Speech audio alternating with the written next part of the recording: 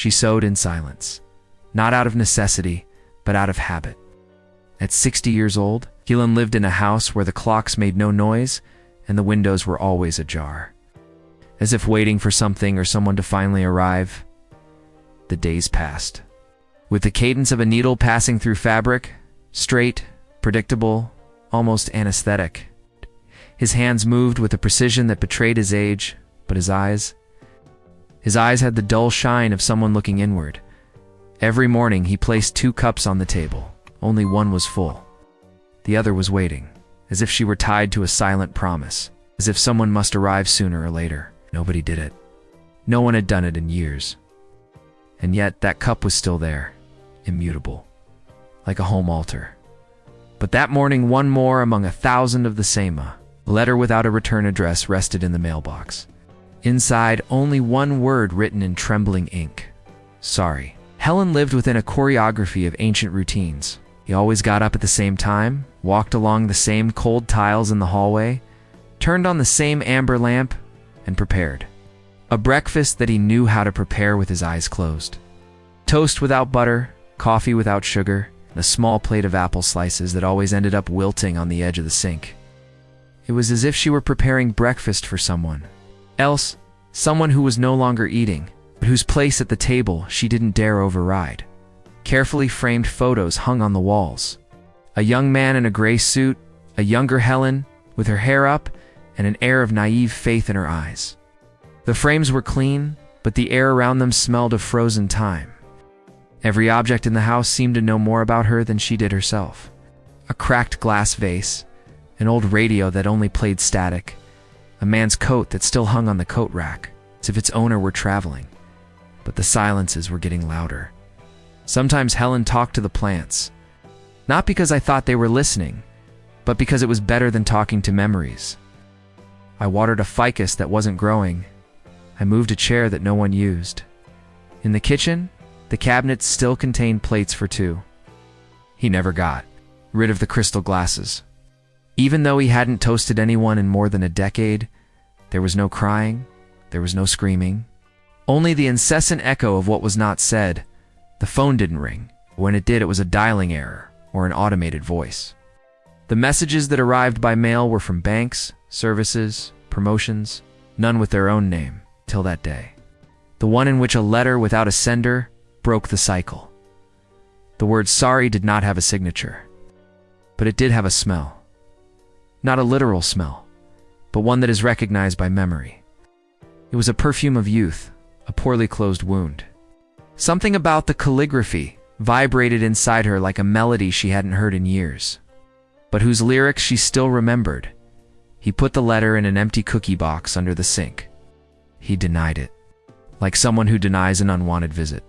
But the heart of a woman who loved deeply does not forget what logic insists on erasing. That night, he didn't sleep. He heard every creak of the wood, every shadow on the wall, because the word forgiveness, when it comes from the past, is not a request. It is a key. And Helen was no longer sure which door she had opened. The next day, he looked in the attic for a box that he had not opened in years. It contained dusty photographs, never sent postcards from Paris, a movie ticket from 1978, and a thick envelope with yellowed edges. Inside, letters, dozens of them, all from the same man, his first love, the same one who, as she always believed, had left her without explanation. The same one who disappeared just when the wedding dress was already hanging in her room. The same one whose shadow had remained attached to every decision of his adult life. In the last letter, written with smudged ink, there was a phrase that time had not erased. I will do whatever is necessary so that you do not marry him.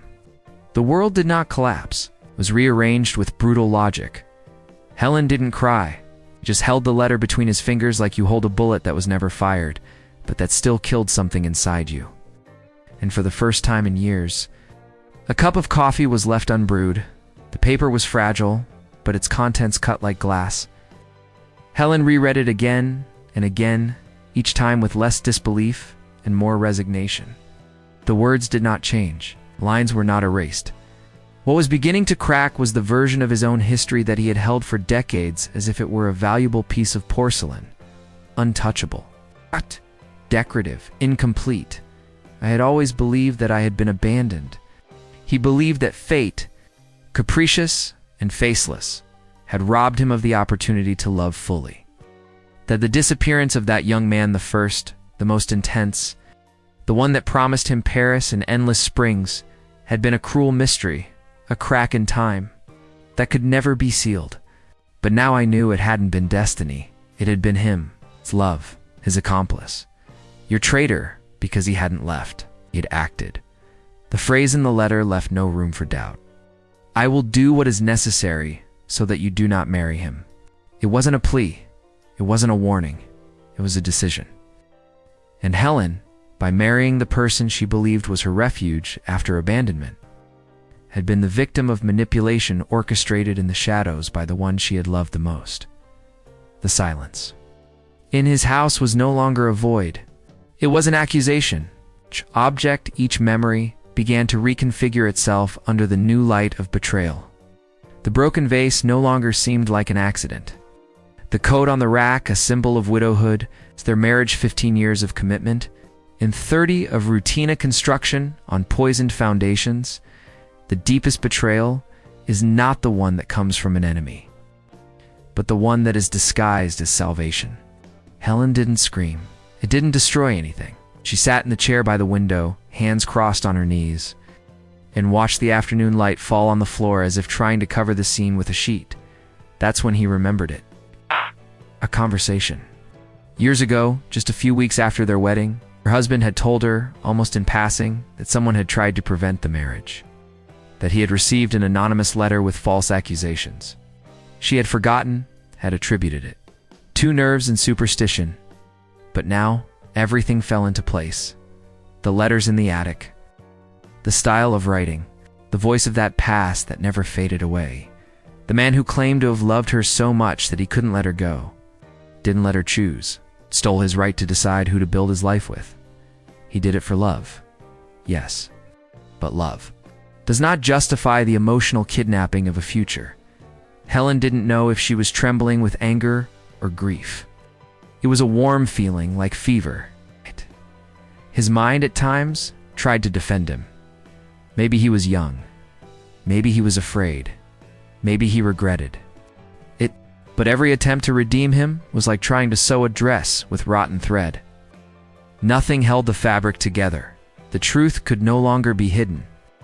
It was a stain that was beginning to spread in his memory, corrupting photos, phrases, promises. That love of youth, which for years had lived in his heart as a romantic martyr, was now revealed as an architect of deception. And her life, carefully organized in boxes, memories, and silences, was not what she thought. It was a story written by others. That night, Helen did not put the second cup on the table, but he didn't keep it either, left it halfway as a symbol of something he no longer knew whether to keep or bury. Helen's life did not break into pieces. It was turned off by zones. It's like a city that loses energy street by street, until the only thing that remains on is the dim light of memory. Days passed and nothing seemed to change, but everything was different. The toaster still worked, the kettle was still boiling, but Helen no longer had breakfast. She limited herself to moving around the house as if she were walking through a museum of herself. Denying was easier than accepting. It was easier to think that he had misinterpreted that letter, that the past was confusing, that emotions were clouding his judgment.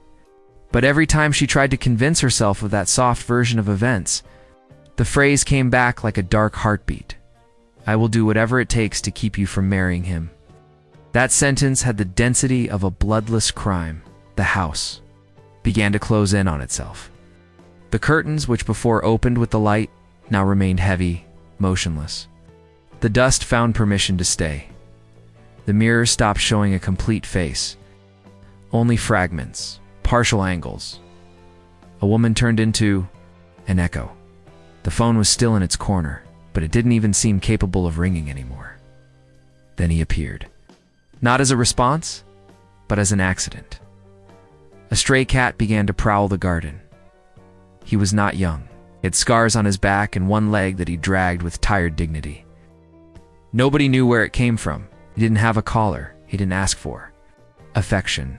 He only appeared at dusk and stayed looking inside the house, as if he recognized the silence that inhabited it. Helen at first ignored him, but the animal persisted. He would sit under the fig tree in the back and wait. He didn't meow, he didn't move. He was just there. It's like a presence that does not demand, but does not leave either. It was impossible not to project something onto him, because he had the same look that she found in the mirror, a mixture of abandonment and defiance. Of having been hurt and continuing, of carrying something that no one sees, he started giving her milk, not out of compassion, but out of necessity. By feeding the animal, she felt like she was feeding a part of herself that didn't want to completely die. The cat never entered. He always stayed outside, as if he understood that there were too many stories trapped inside that house. One day, Helen watched him from the window while he drank. He realized that his hands were no longer shaking, that the act of caring for something alive had given him back, without asking permission, a slight pulse of purpose. Wasn't joy? No hope? It was something else, something more earthy, denser. As if the ground, which before seemed to slip under his feet, began to compact again. He began to speak to her in a low voice, without clear words. Just sounds, murmurs, fragments of memories. I wasn't looking for an answer, just relief. And in those moments, I understood that isolation was not a punishment. It was a refuge. A place to lick its wounds like the cat, so as not to be seen while she put together something that had no name. The world was still out there, implacable, but Helen wasn't ready to face it. Not yet. His battle was internal, not against lost love, but against the version of herself that had accepted that loss as inevitable. Now he knew that it had not been chance, nor time, nor distance. It had been someone. And that someone was still breathing somewhere. The pain was no longer a rush. It was a windowless room, and Helen, for the first time in years, decided not to run. Sat on the floor of that room, hugged his shadow, and listened. The cat from the garden blinked slowly, as if he understood that grief is not forgetting. It is transformation. In the days that followed, Helen began to open doors that had been closed for years. It wasn't bravery, it was wounded curiosity. I wanted to understand, not the man who had sabotaged her, but the woman who had survived without knowing it. He needed to see the rubble of his past to reconstruct with trembling hands. A truer narrative. The attic was the first step. He climbed the steps with an empty cardboard box under his arm and a nameless hope. The air up there was thick, heavy with dust and resignation. Each object slept as if awaiting absolution. Photographs, letters, dresses that were no longer used, but were not thrown away either. Things that smell like time. Among the boxes, he found one with his name written in ancient calligraphy. I didn't remember saving it. Inside a leather-bound photo album and a small notebook. The album was full of images she didn't remember having seen before. Her young, walking through a fair. She, on her back, contemplating the sea. She, with a flower in her hair, asleep in a hammock. The photos could not have been taken by her husband. He had never been to those places. There was something almost unsettling about discovering that someone had recorded your life from the shadows with silent devotion, like a spy in love or a thief of moments, watchful tenderness, a romantic obsession. He opened the notebook, pages full of thoughts, reflections, and loose fragments written with a nervous pen, not signed, but with an unmistakable tone. Were his. From the first, the one who said he loved her beyond time, and that, according to the hidden letter, he was also the one who twisted his destiny. Helen didn't cry. I had gotten over crying. What he felt was something else, a crack, as if its interior began to fracture into fine lines. Not out of pain, but out of the need for something new to come in. Over the next few nights, he began walking around his neighborhood, always at dusk, always silent. He walked the same streets he had walked when he was young, now shrouded in a fog of the past. I looked at the lit windows, the flickering streetlights, the rusty gates. Each item seemed to have a story that only she remembered. On one of those walks, he passed by his mother's old house. Now it was a religious goods store. The altar where as a child she lit candles was now a shelf with plaster virgins. He stopped in front of the shop window, not to pray, but to listen. "'Cause the past speaks, but only when one is still," he returned. Home that night with a new drive, he took a box out of the closet. Inside, her wedding dress. I hadn't touched it for decades. He held it in front of him and noticed that the seams had yellowed.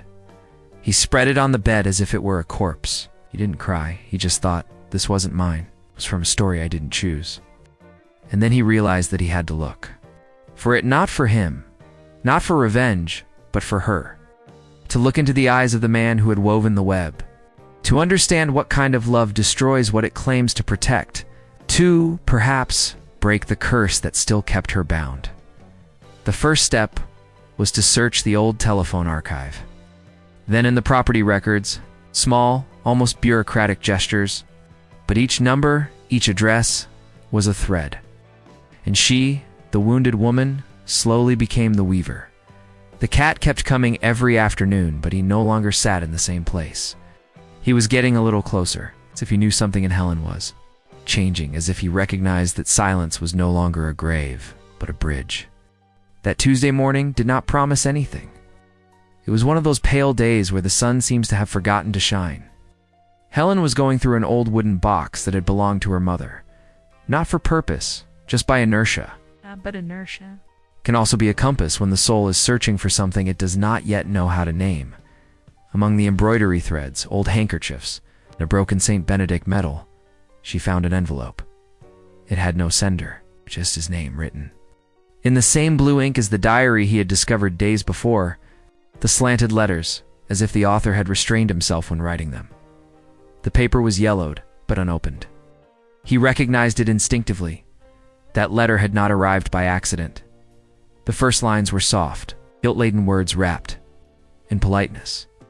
But soon, the contents spun, like a current that sweeps away without warning. It was a confession, not of love, but of harm. The man who was once her first everything, the one she never saw again, had charted her every move that led to her marriage. Without love, without truth, it was he who sabotaged the job proposal in another city. It was he who sent that anonymous letter to his parents, suggesting an alleged infidelity. It was he who, after disappearing, wove the circumstances that pushed her to accept the man who ended up being her husband. It wasn't destiny. It was emotional engineering. An orchestra of silent manipulations that she had never suspected. The letter did not ask for forgiveness. "I was just explaining, just so you know," said one of the last sentences. And that was worse, because regret, at the very least, would have offered a crack through which to let the rage escape.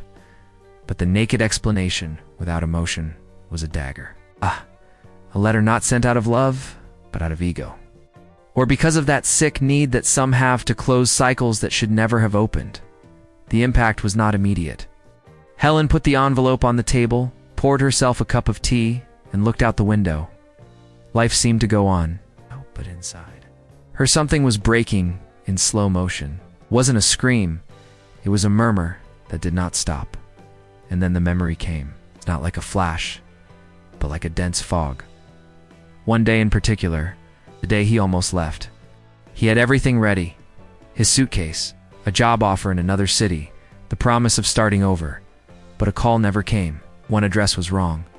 A promise was lost.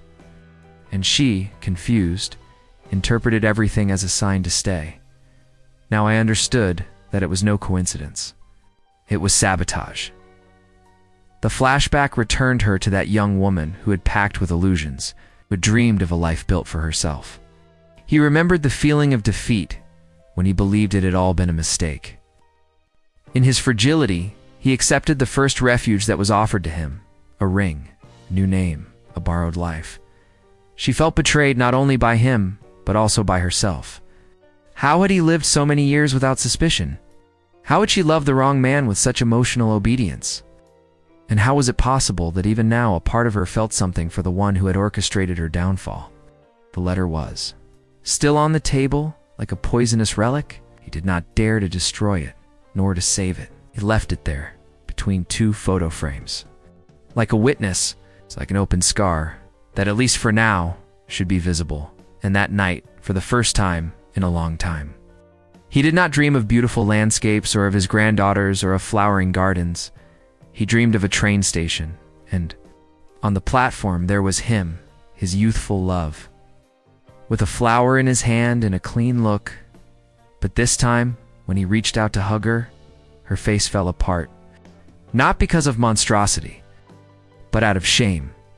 Helen woke up with dry eyes, not because she hadn't cried, but because her tears no longer found enough reason to continue flowing. There was a new tension inside him, a different pulse that came neither from fear nor from love.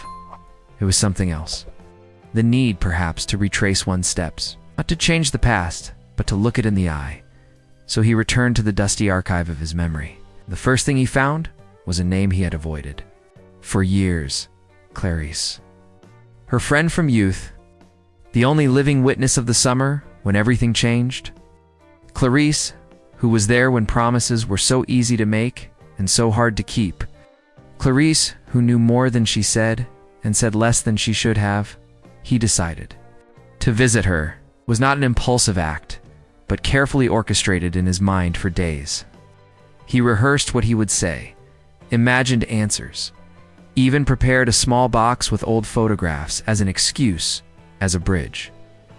But bridges can also be fragile. Clarice's house was identical to how I remembered it. Aged blinds, a neglected garden. The smell of jasmine and thyme stopped. Clarice opened the door with the same expression as years ago, a mixture of surprise, caution, and a sadness that seemed to never have completely gone away.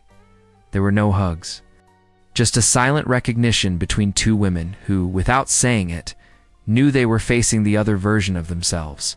Helen handed over the box. Clarice accepted it without opening it. They sat down, and for minutes, that seemed like hours.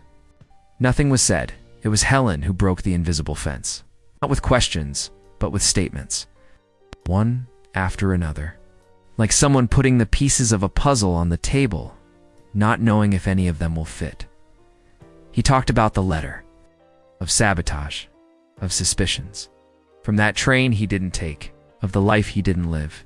And Clarice listened, not with attention, but with resignation. As if he already knew everything and had decided to keep quiet about it for reasons that were now irrelevant. When he finally spoke, he did so without raising his voice.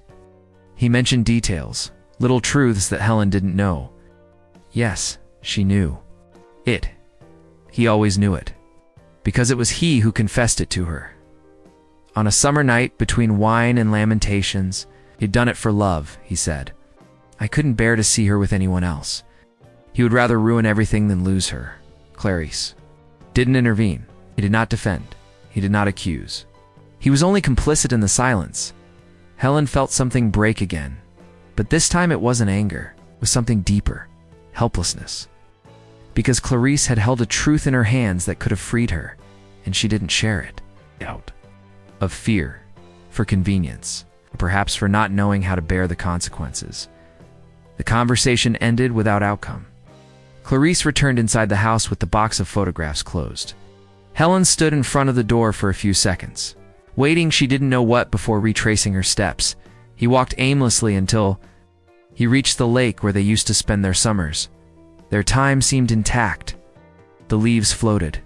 Like suspended memories, the water reflected a sky that had no opinion. She sat on the same bench where, decades ago, he had promised her that everything would be okay. The same bank where, without knowing it, he began to lose everything. And in that place between the sound of the wind and the creaking of the trees, Helen did not cry. He just closed his eyes.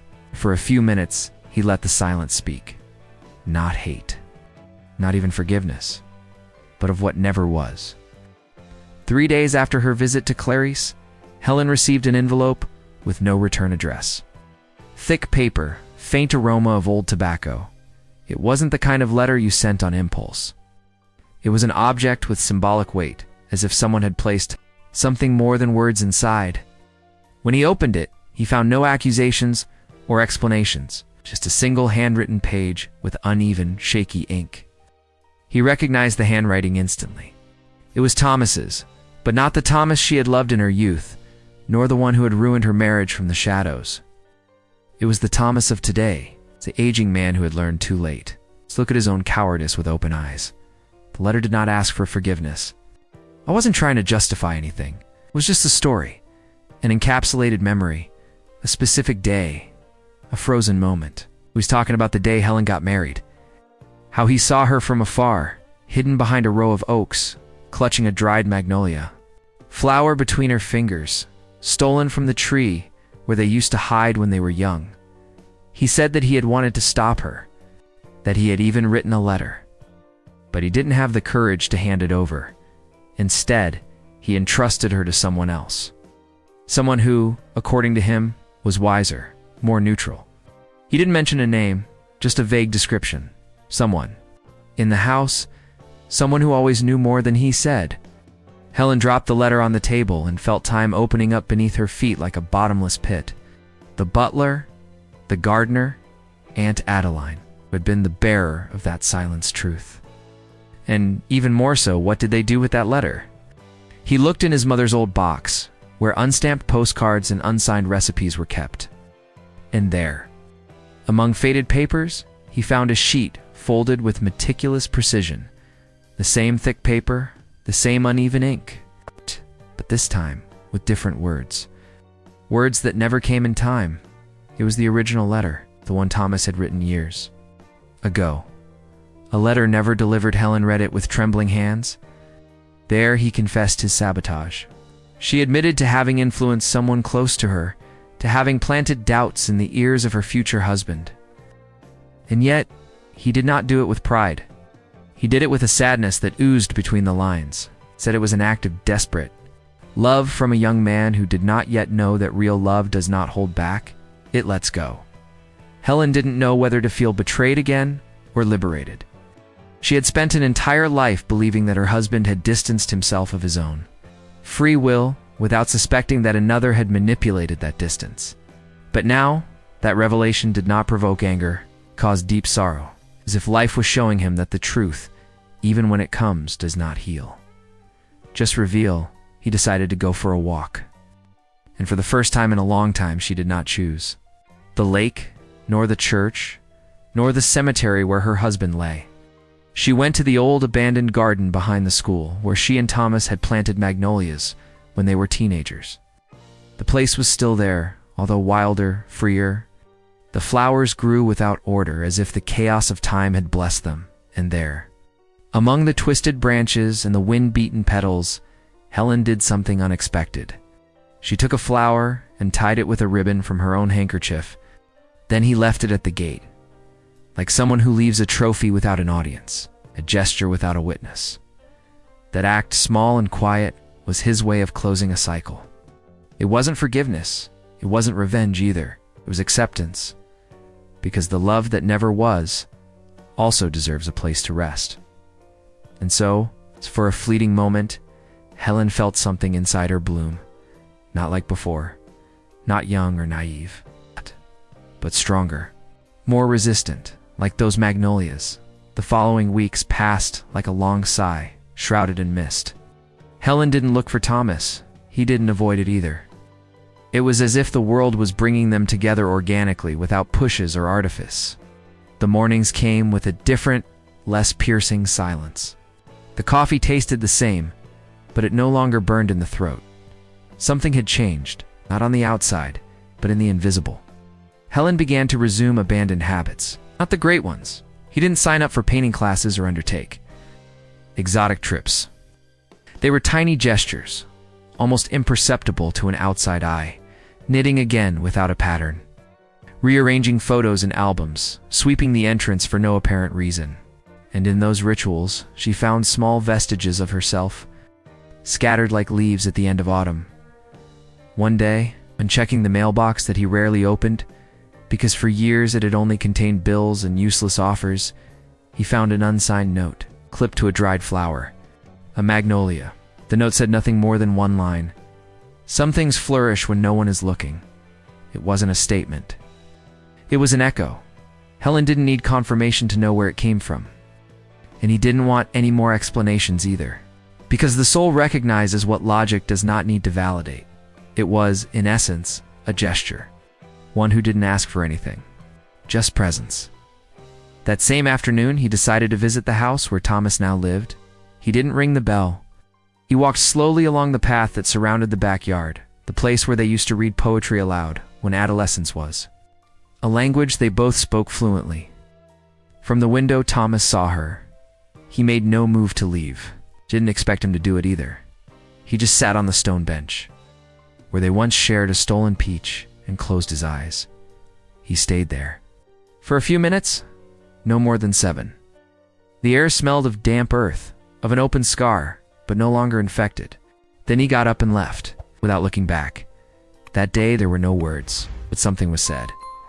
That was the first crack where the light entered. The following days brought more signs.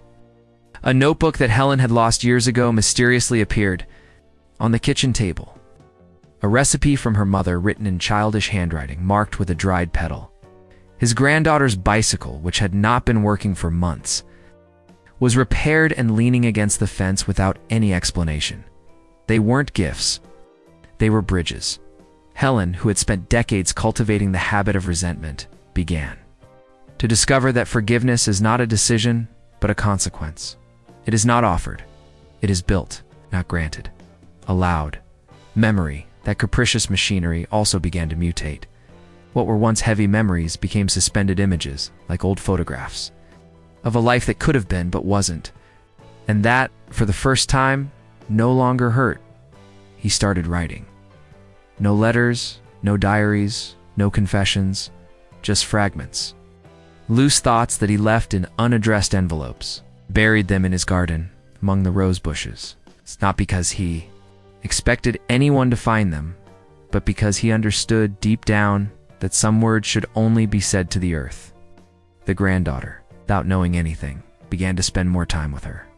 I wasn't asking. I was alone. They played 2 sort buttons by color to name the clouds after extinct animals. In his laughter, Helen found new music. One that did not come from the past, nor from regret, but from the simple act of being alive. Thus, without speeches or formal reconciliations, time was filing the sharpest edges of its history. Forgiveness crept in like the sun at the end of the day, without rush, without warning, without needing to be seen. And the most unusual thing was that, despite everything, Helen did not feel weak for forgiving. He felt free. Time, that invisible weaver of causes and consequences, began to return threads that Helen did not even remember having left loose. It was not magic, nor destiny, nor a poetic conspiracy. It was the silent arithmetic of human actions, gestures, thrown into the void without expecting a return, and that one-day return, transformed into unexpected echoes. One afternoon, while Helen was sweeping the porch with the devotion with which some clean altars, she saw her son Julian arrive with a cardboard box in his arms. He came sweaty, covered in dust, with the neutral expression of someone doing one more task. He didn't explain anything. He just left the box on the dining room table and told her that it came from the old attic of his grandmother's, Helen's mother's house, which had recently been sold. Helen didn't open it right away. For hours, the box stayed there, like a sleeping creature. His presence, however, began to alter the air of the house, as if it contained not objects but vibrations frozen in time. It wasn't until late at night, when everything was silent except for the murmur of the pendulum clock, that he decided to open it. Inside, he found letters. Hundreds. Most of them were his, written in his youth, addressed to his mother, but never sent, all with ink smeared by dried tears. They talked about their marriage, their growing sadness, the feeling of fading into a life where no one saw them. But among them, one stood out, not because of its form, but because of its recipient. It was a letter to Thomas, one that had never been delivered, and not written by Helen, but by her mother. The firm and elegant calligraphy told something that broke the narrative carefully woven for decades. His mother confessed to having intervened years ago to prevent Thomas and Helen from resuming contact, said he had discovered that Thomas wanted to return, that he had written, that he had waited, and that it was she, the mother, who burned those letters before Helen could see them. Not because of evil, but because of fear. Fear that her daughter would repeat her own mistake. Loving someone who offered no guarantees. Right.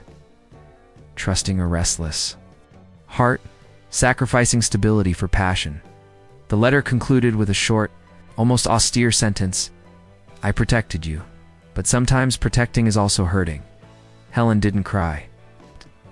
He didn't feel any anger either. What emerged was something else. The icy clarity of someone who finally contemplates the complete architecture of his history. She realized that it wasn't just Thomas, or Julian, or her mother. These were invisible chains that the women in her family had been carrying for generations. The fear of true love. Love without railings, and now, decades later, his son had unknowingly opened the box that contained it all.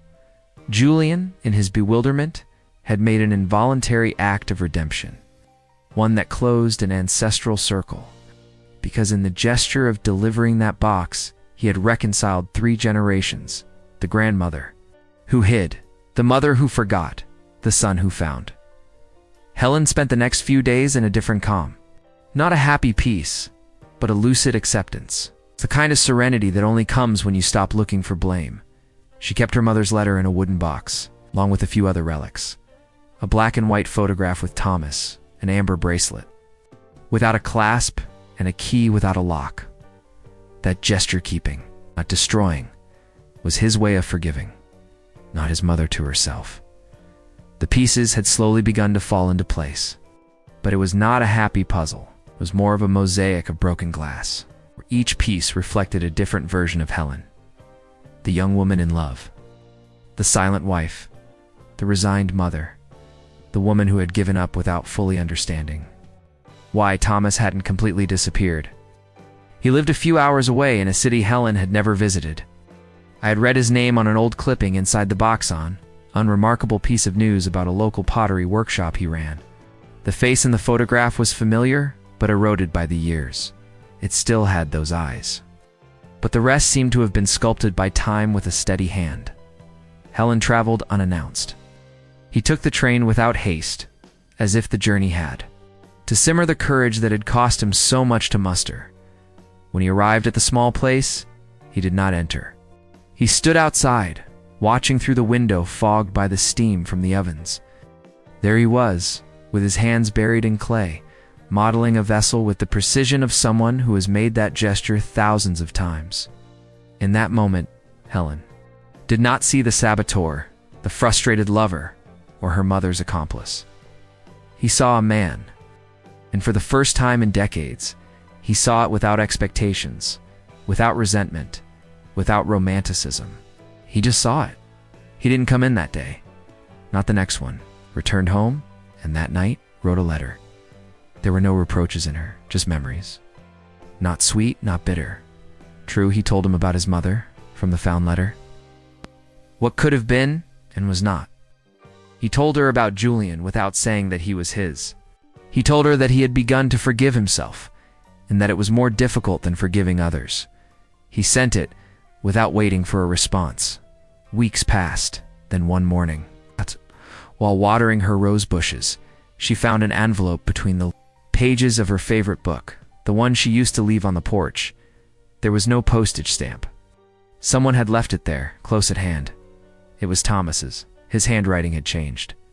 Slower, more careful. As if every word weighed. He didn't defend himself. I wasn't trying to justify anything. It was just telling a story. Yours, he said. He had waited. What he had written, he had gone to look for her years ago and was met with silence. That he thought she was over him. That he accepted that rejection even though it hurt him. More than the war that separated them, he told how he tried to rebuild his life. How he failed in each attempt. How he always compared and lost. How she still remembered the scent of wisteria in spring. The one that permeated Helen's skin during her youth. And at the end, he wrote a phrase that was neither a plea nor a sentence, but something more fragile. I don't want to correct the past. I just want to stop fighting with it. Helen didn't cry. She didn't feel redeemed. But something in her readjusted. Like a displaced vertebra that returns to its place with a slight crunch. That day he decided to respond, No letter. He just took the train again, and this time he did enter. The store was empty, but warm. He saw her. She looked at him. They didn't say anything. The emotion made no noise, because some reconciliations are not shouted or celebrated. They only breathe. Reconciliation had not come like a flash of lightning, nor like a forgiveness whispered in the middle of a cinematic rain. It had simply arrived, like the silence after a long storm, the kind that saturates the earth until it can no longer absorb anymore. Helen returned home that same afternoon, with empty hands and a light heart, as if something had evaporated inside her. He brought no new words or recycled promises, just a different look. As if he had finally seen the real outline of his own story, he didn't speak to Thomas again immediately. He didn't avoid it either. Reconciliation did not become a habit, but neither did it become distance. It became a bridge suspended in time where each person could cross when they needed to, without fear that the other was not on the other side. In the days that followed, Helen began to change. Not drastically. One else would have noticed if they didn't know her well. But something in his walk became more serene, less dragged. He began to organize the drawers that he had been ignoring for decades, not to clean, but to decide what he could painlessly leave behind. She went back to sewing. No clothes, no curtains. Sewing for the sake of making two separate threads meet. The stitches were small, careful, like a secret language that only his hands understood. Julian noticed the change before he understood it. He began to visit her more often, without questions. Sometimes he brought a plant, sometimes just his silences. They both shared those moments naturally, as if a tacit pact had grown between them not to dig any further, not to remove the bones that had already been buried with effort. The garden bloomed more than other years, maybe by chance, perhaps because Helen, without intending to, had returned to speaking to the plants in a low voice.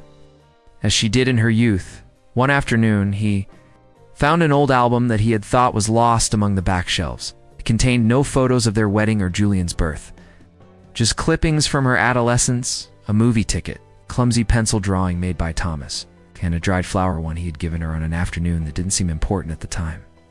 He held it between his fingers, felt neither nostalgia nor sadness, felt continuity. The house, previously full of frozen echoes, began to fill with new sounds, light footsteps. The radio on without purpose, the kettle whistling just before the water boils. Helen was no longer looking for answers. Nor did he interrogate the past.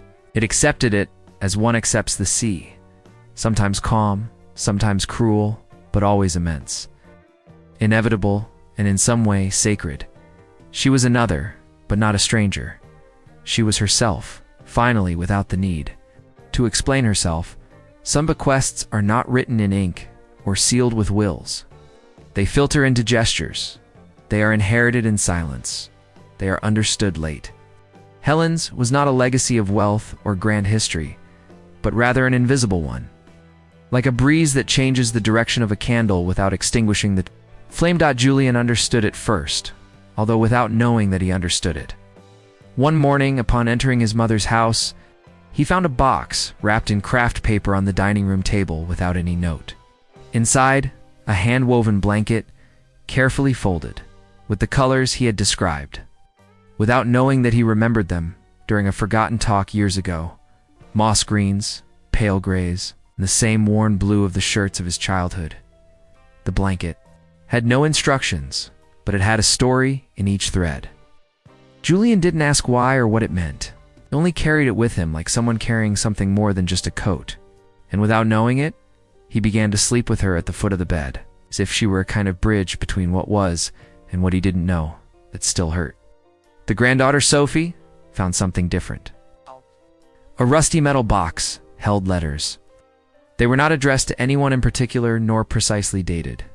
They were loose thoughts, fragments of memories that Helen had written without the intention of being read. Like someone planting words in dry land hoping that one will bloom in one of them. He talked about the fear of loving again after 50, how the body remembers, even when the soul pretends to have forgotten. In another, She recounted the sensation of looking at Thomas after decades and seeing something in his eyes that neither time nor betrayal had been able to erase. Defenseless. Tenderness. Sophie didn't cry when she read them. He felt something stranger, deeper, silent reverence for a woman who had been young before she became a mother, and fragile before she became wise. That same week, Sophie, who had been on the verge of canceling a scholarship abroad, decided to leave. Not by fleeing, but by closely understanding that affections can also survive distance. Thomas, for his part, did not come any closer than necessary. He had understood that his presence had to be light. However, one afternoon, on the park bench where they used to meet decades ago, he left a small package wrapped in old newspaper. Inside, a black and white photograph. It was the two of them. Teenagers, laughing in front of the sea, with their shoes in their hands. On the back, written in his trembling handwriting, a line, "None of this was in vain." Helen didn't go for the photo. He didn't find it. But a boy, the same one who used to ride a bicycle down the street without looking, picked it up by accident. And when he saw it, he didn't understand anything, but he put it away carefully, as if his instinct told him that it wasn't trash, but a piece of something important. The days continued, soft as the fall of leaves in autumn. The world didn't change, but the pieces within that small universe seemed to fit together differently. The wounds did not disappear, but they stopped bleeding. The blame was silenced, not because of forgetfulness, but because of acceptance. And so, Helen's legacy continued. Not in the form of monuments or speeches, but in the minimal gestures of those who had touched his pain and his courage. In the way Julian looked at his daughter. Okay. In the way Sophie wrote in her diary. Okay. In that silence shared between two people who once loved each other enough to destroy each other, and in the very air of that house, where, at last, you could breathe without fear. The thread passes smoothly between the fingers, sliding with the precision that only years provide. Helen sews quietly, sitting by the open window, the afternoon sun falling like a warm blanket on her lap. He doesn't sew out of necessity, sew by rhythm, by ritual, to not let the hands forget the secret language of stitches. Outside, the bougainvillea has bloomed again. Magenta color is almost insulting in its overflowing beauty. As if the plant knew that there are things that must be reborn even when no one expects them. A bicycle crosses the street. The boy nods at her. Helen does not respond, but her mouth forms a gesture that is not entirely a smile, nor entirely a farewell. In the last stitch, he leaves the needle stuck in, as if closing not just a seam, but something vaster. And when he gets up, he stops for a moment. Look at her reflection in the glass. Not young, not old, just complete, and keep walking.